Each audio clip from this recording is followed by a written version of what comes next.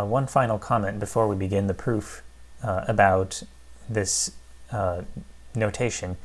When I talk about the set of approximations from above of B, I should say it's with respect to a certain function mu to begin with. The function mu is getting used here. After all, the definition of mu star of something should probably involve mu somehow on the right-hand side, right? Okay, with that out of the way, let's now start looking at proving this lemma. Now, assume the hypotheses.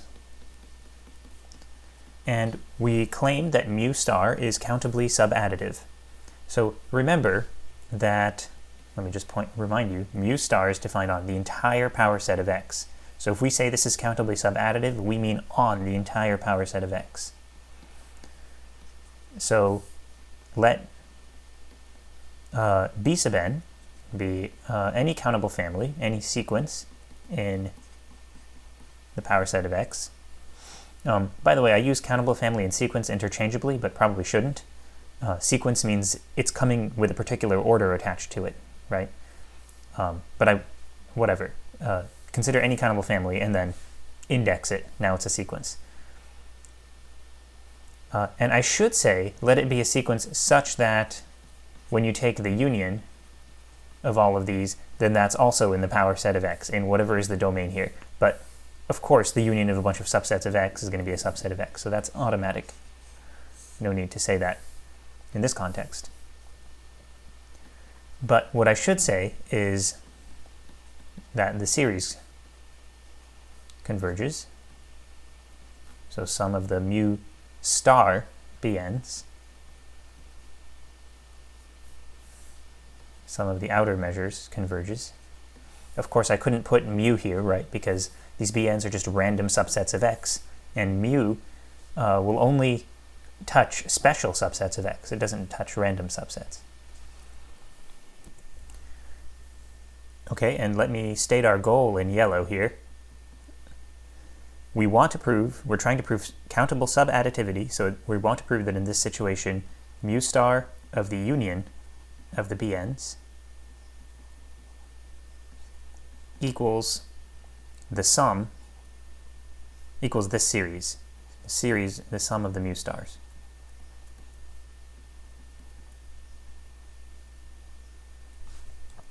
So that is our goal. I'm sorry, that's absolutely not our goal.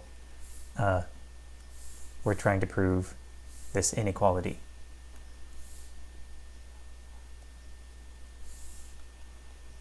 That is our goal.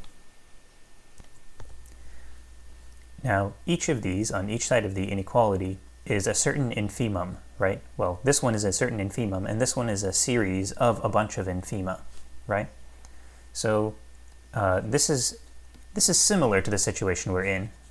It's like you have two sets, S1 and S2, and you're trying to show that the infimum of S1 is less than or equal to the infimum of S2. Okay, sure. On the right side, we have a sum of infima and not one infimum. But let's just think about this for a sec. What would you do to show something like this? Well, one way to show that something is bigger than or equal to a certain infimum of a certain set is to show that this thing is an element of this set, right? Because then this infimum is a lower bound for that set, so it's less than or equal to any particular element. So one possible approach we could try is show that this thing here is actually an element of the set whose infimum we're taking. In other words, show that this thing is one of the approximations from above of the union of the bn's. That's actually not such a viable strategy here. There doesn't seem to be any clear way to show that this is an approximation from above of the union of the bn's. Sure, approximations from above look like series of certain kinds of measures applied to some sets, but you want a mu here, right? And you want the things here to be special sets, to be coming from A. So I don't see any straightforward way, and I wouldn't believe that this is an approximation from above of the union of the bn's. So what else can you do? This is sort of a situation that we ran into a lot in 118b when we were doing integration theory. with Riemann integrals. We would have to show some inequalities that had supremum or infimum on either side. And one thing you can do to show an inequality like this is to show that this is true for all positive epsilon. Right? Like the original inequality is the same as showing that this is true for all positive epsilon. Now, why would you complicate things like this? Why would you make things look more complicated and throw in the epsilon? Well, because when you add something to an infimum, you can actually work with that. It reduces you to a situation where you're looking at actual elements of sets. If this was a minimum rather than an infimum, then things might be easier because you could work with an actual, if it were a minimum, it would be an actual element of the set S2. But with an infimum, you sort of have to add a little bit before you can start working with actual elements. If you take the greatest lower bound of a set and add a little bit, then that's no longer a lower bound, so there's something in the set that's less than this. Then perhaps you can show that that something is bounded below by the infimum of this set. So this is the general strategy, except again, we don't have quite an infimum on the right side, we have a series of infima. But we also dealt with this kind of situation a lot in 118b when we were doing Riemann integral stuff. So let's say you have actually on the right side a sum of infima rather than one infimum. Then how would you prove that this infimum is less than or equal to this sum? How would you put yourself in a situation where you're working with actual elements of S2 and S3 rather than these sort of abstract things? Well, you could add epsilon to the right side by adding sort of epsilon over 2 to each of these individual infima, right? So add your epsilon to the right side by dividing it up like this. Add epsilon over 2 to this one, epsilon over 2 to this one. Then each of these terms, so then your goal becomes show this inequality for all epsilon. In each of these individual terms here, you can get something in S2 that's less than this quantity, something in S3 that's less than this quantity. You can start working with that. Okay, so this should be a somewhat familiar trick from 118b. If you had a sum of 3 infima on the right side, then you would use epsilon over 3. Okay, but what about an actual series, an infinite series? What would you do? Well, you can't do epsilon over infinity. That certainly doesn't make sense. But no one said that the denominators have to be the same. You could do epsilon over 2 added to the first term, and then epsilon over 4 added to the next term, and then epsilon over 8, and then epsilon over 16, and so on. Then the series of the epsilons would converge. So we will take the right-hand side here and add epsilon to the entire thing, where epsilon is some arbitrary positive number, and then try to show this inequality that this is less than or equal to this with the epsilon added to the entire thing. And the way we can distribute the epsilon into the individual terms, adding a little bit to each of these individual infima here, is to do it like this.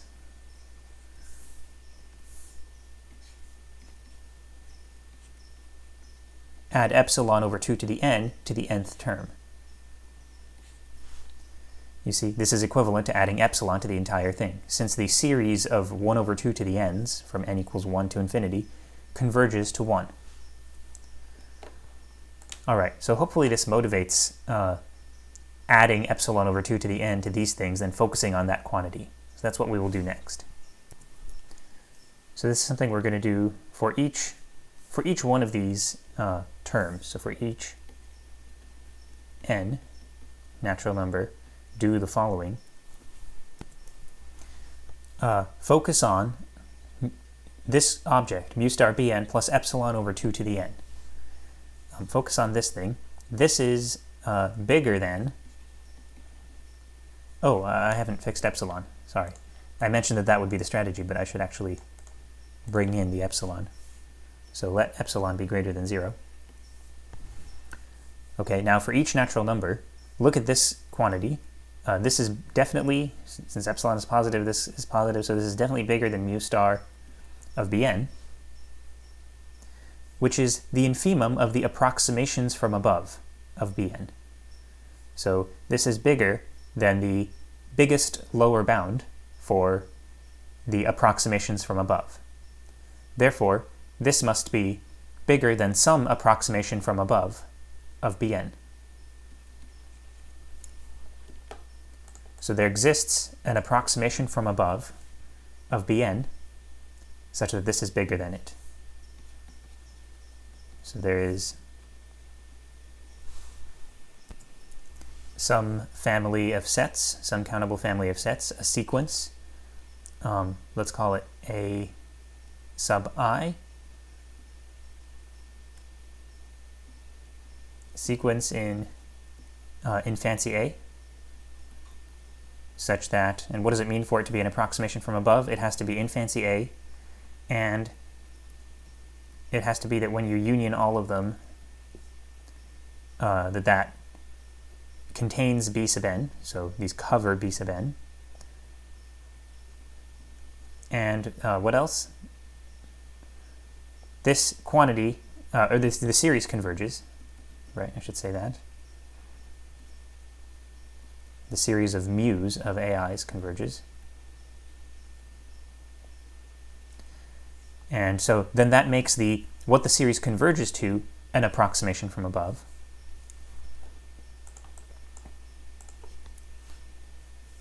And what we're saying is that it's less than this thing.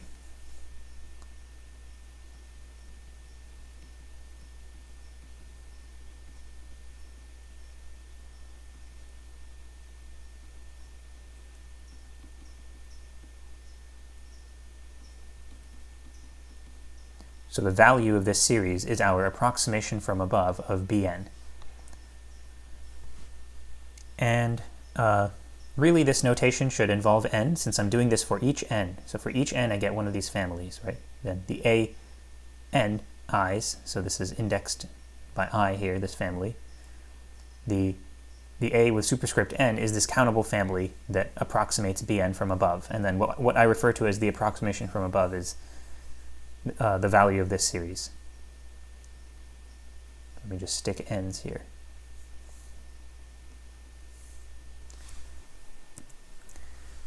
Now I would like to use this to construct an approximation from above of the union of the Bn's. So I'm in a situation where each of these families running over all I, each of these is a countable family of sets in A, in fancy A, that covers Bn. Then I want a countable family that covers the union of the Bn's. And I want it to be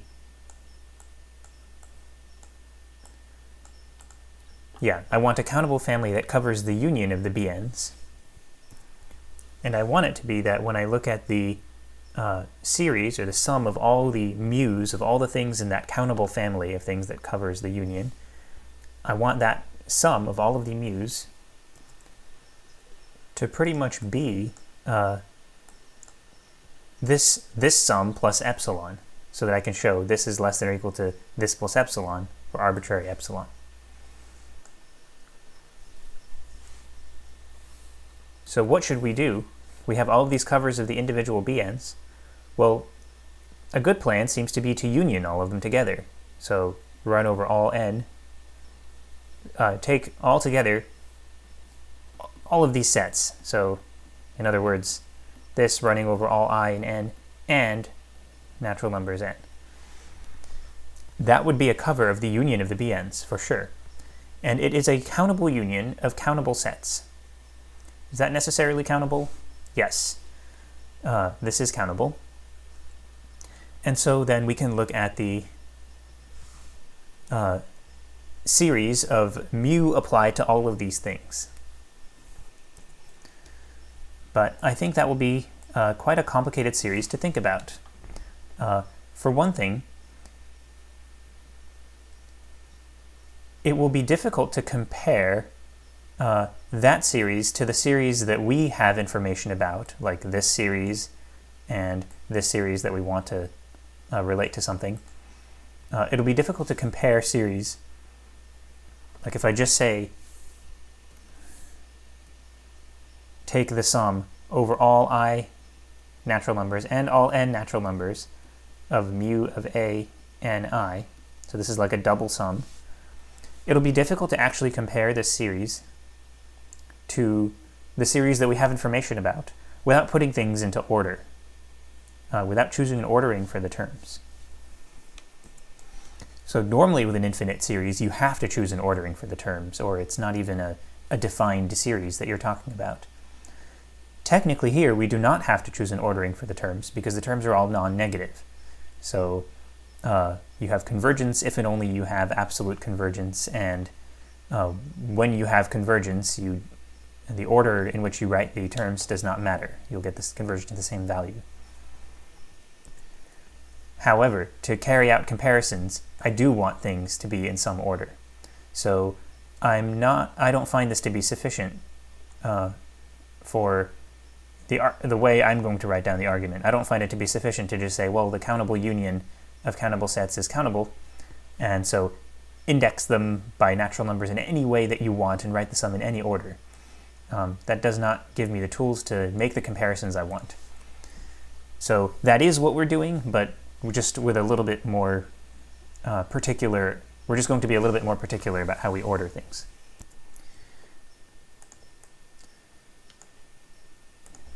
So I have this family.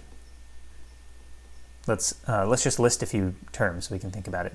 So we've got the A1s, for example. A11, A12, these are all the A1s, A13. Then I've got the A2s, and I've got the A3s.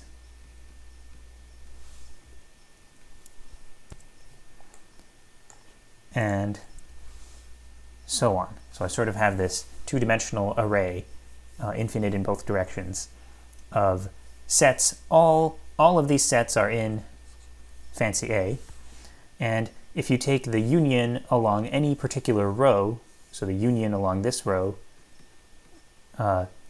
would contain B sub 1. The union along this row would contain B sub 2, and so on. Now I would like to think about, so this is definitely a countable collection, because it's a countable union of countable collections. But I would like to think about the sum of mu applied to each one of these. The sum of mu of this plus mu of this plus mu of this, etc. throughout the entire grid. I would like to think about that series. So I need some indexing. And by the way, if you're getting lost, sorry, just hang on and just agree at least that, or just believe me that it's useful to think about the series, the sum of the mu's of all of these, and then we'll see where it goes. But say we want to think about the sum of the mu's of all of these. I have to index them in some way, so I'm going to choose this way of doing it. So let's call this one, let me call this one C1. So I'm going to just give a new name so that it's easy to refer to. Let's call this one C1. And then next, let's go to this one, call this one C2, this one C3, and this one C4. And I'm using colors to group them a little bit in a way that you're going to see. Let's call this one C5, this one C6, C7, C8, C9, and so on, going down the infinite grid like this. Get rid of this stuff.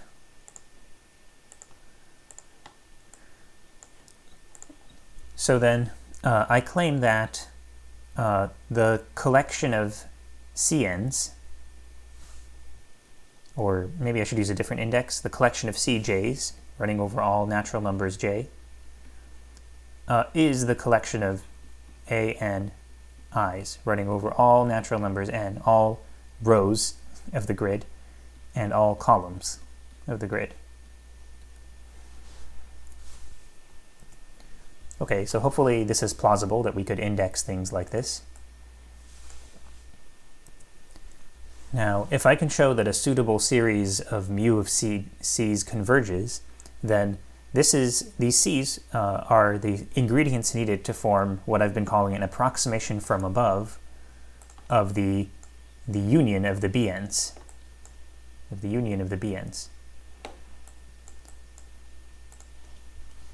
So to see that, you just need to know that this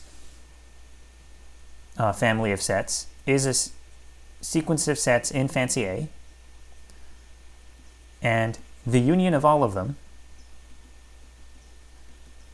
since this collection is just this collection, this singly indexed collection is this doubly indexed collection, the union of all of them is the union running over all natural numbers n and all I, natural numbers I, of A and I, which is the union of the BNs, right? Because each of these unions inside is a BN. Or not is a BN, but contains, contains as a subset.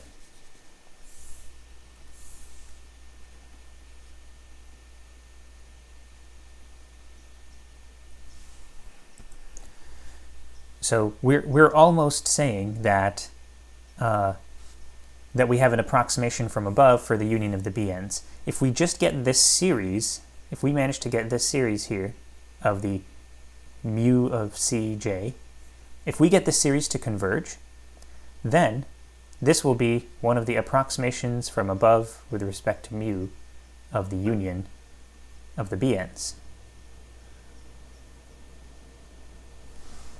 Right? According to this information. If we get the series to converge, then it's one of these approximations from above. That will mean that this series is bounded below by, or is greater than or equal to, the infimum of all of these approximations from above. So then we will have that this series is greater than or equal to mu star of the union of the BNs. And the hope is that if you break down this series as a double series, a double sum, focusing on just a sum focusing on sums along the rows here. Each sum along the rows is one of these, and then when you add all of these up, you get the right-hand side that we want here plus epsilon. So that's the plan. Hopefully now you can see why we care about the sum of all of these. So summarizing again, if we can show this series converges, then it counts as an approximation from above of the union of the BNs. That makes it bigger than or equal to the infimum of approximations from above. Then we will want to work with this double sum and show that, hey, adding up all the C's, this should sound plausible, adding up all the C's, C1 plus mu, the mu of C's, mu of C1 plus mu of C2 plus mu of C3, etc., adding all of them up in this order that they're written in, equals what you get if you add up along the rows and then add up the results of what you got when you added up along the rows.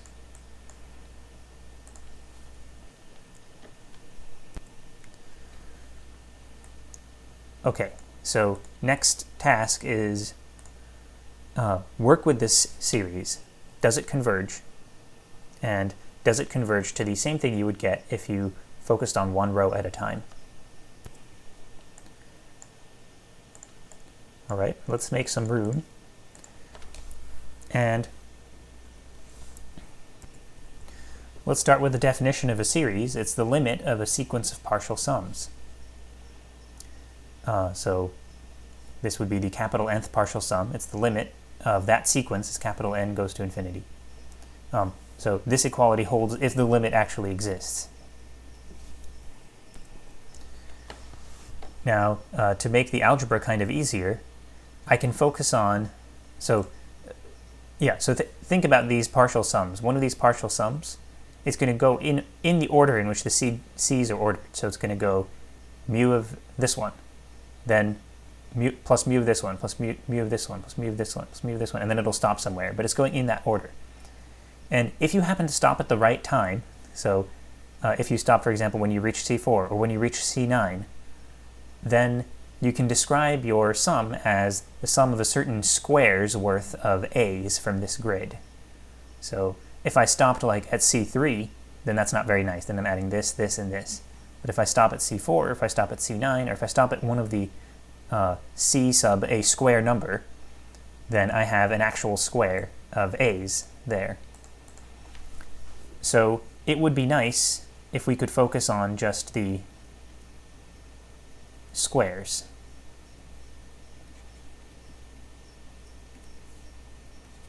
And we can. We can because, I think this happened last time in the previous lecture too, we're looking at a monotone sequence here, right? These mu's are non-negative. We're looking at a monotone increasing sequence. So its convergence is equivalent to the convergence of any one of its subsequences. And when it converges, then its limit equals the limit of any given subsequence. So for monotone sequences, you can always just pass to a subsequence, and there's no trouble there. So again, this equality holds if the limit I'm looking at actually exists. Okay, now this sum of the mu of Cj's over a square, that is a finite double sum. Finite double sums are fine to work with. So that'll be a sum over, let's see, which index do I want first? Maybe I do the n's out here. N from 1 to capital N, and I from 1 to capital N, of the mu of, and then those things in the grid are A, N, I.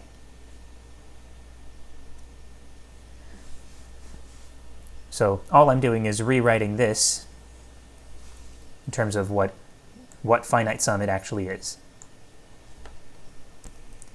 Now, here's a very tempting thing to write down, but it needs some work to justify. So it's very tempting. Let me write this in green, since it's what we're tempted to write down, but we're not sure about this yet. So it looks like it's the limit of a sequence of partial double sums. Maybe you could call these partial double sums. So you might think this is like a double series.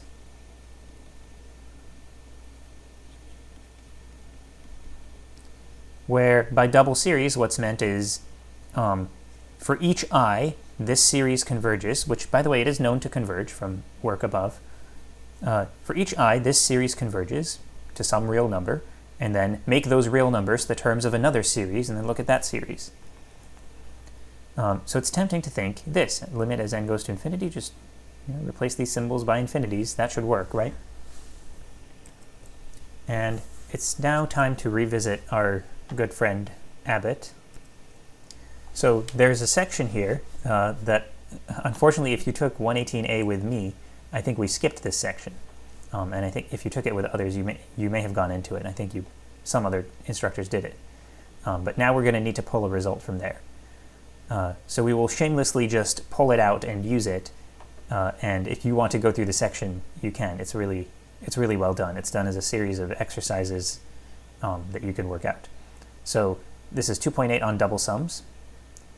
And here I am on page 80, looking at this theorem at the bottom. So this has you starting out with a doubly indexed array of real numbers called Aij.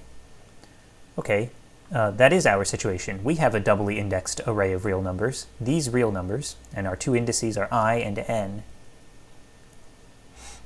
And we're interested in thinking about the double series. We think that this is going to get involved, this double series. Now we're told if the double series converges, actually converges absolutely. So to get this stuff to work, you need absolute convergence. But that's no trouble for us. Don't worry about absolute convergence, because all of our series have non-negative terms. So converges and converges absolutely are the same for us. So for us, just if the double series converges, then you can write the double series in either order. These are two different orders of the double series, and they both converge to the same value.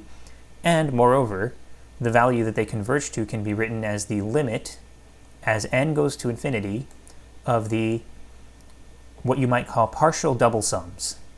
Partial sums along square segments of the doubly indexed array of numbers that you have. So that's what we're looking at here, right? This thing here is our partial double sum when we're trying to take the limit. So according to this theorem, 281, we do have an equality here. This does equal this as long as this series converges absolutely, which means just converges for us. Okay, so I've written this equality that we have here between this and this is true as long as the double series that we're looking at here converges absolutely. That's what we get from our from that theorem in our old textbook. Well, does it converge? Does this double series converge? So remember from above that we know that each of these individual series here converges. That was part of saying that we had approximations from above of each individual Bn. So each series along each row converges. That was stated, that was stated right here. And we also know that each one converges to something less than this. So let me come back here and write down that summary. Okay, so we know that for each n, for each natural number n, this series converges to something less than the outer measure of Bn plus this little bit, epsilon over 2 to the n. Now, what about the series of these things? So we're actually interested in the convergence of the overall series here, right? So we know the individual terms are bounded above by this. The nth term is bounded above by this quantity.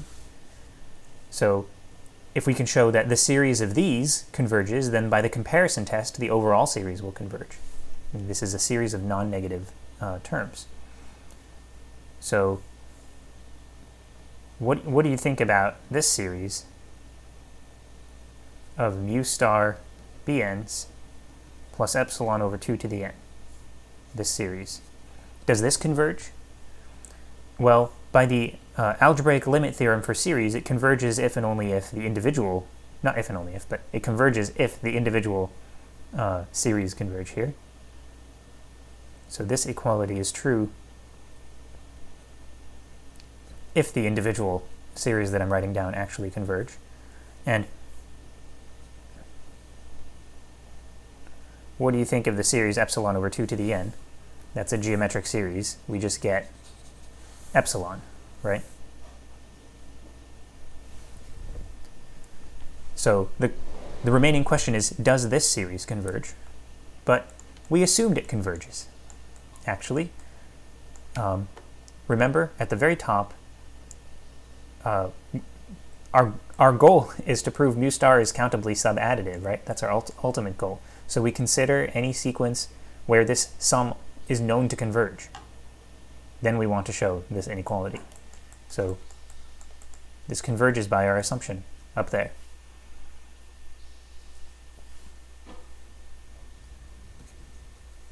So yeah, so let's just point out this converges by our assumption. And so by the comparison test, we have a series here of non-negative terms, and the terms are bounded above by these things who sit in a convergent series. So by the comparison test, the green series written there, the green series does converge. Okay, so then that result from Abbott applies, and we do have that this double series equals this single series here.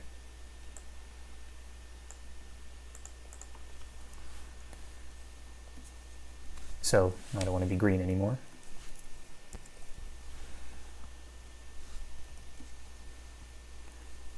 So the sum of the mu of Cj's from j equals 1 to infinity, this series really does equal this double series.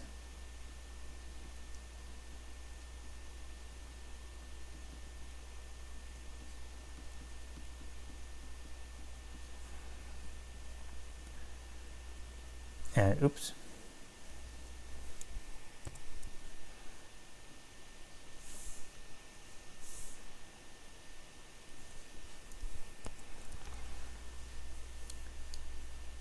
Now, we also pointed out that these individual terms are bounded above by these things here.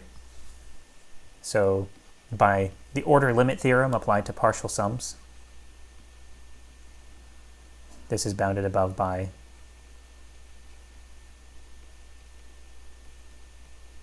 this series, which we have worked out is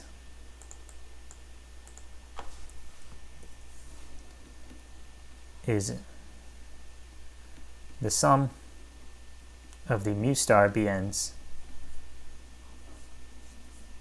plus epsilon.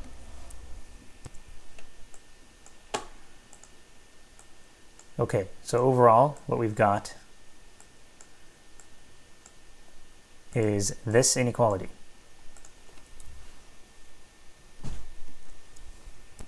So with everything we have here, this series converges. Now with all this information, these are cover for the union of bn's. They're all special sets. They're in fancy A here.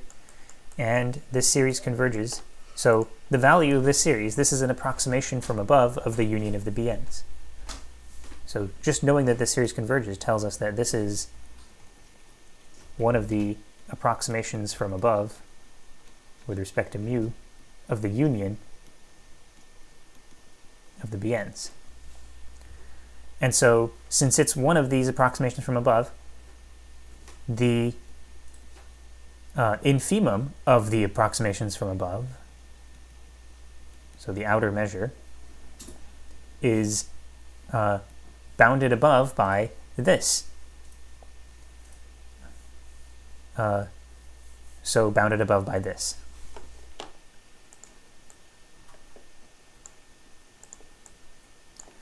Now that's true for arbitrary epsilon greater than 0. Epsilon arbitrary. So done. So we have reached this goal.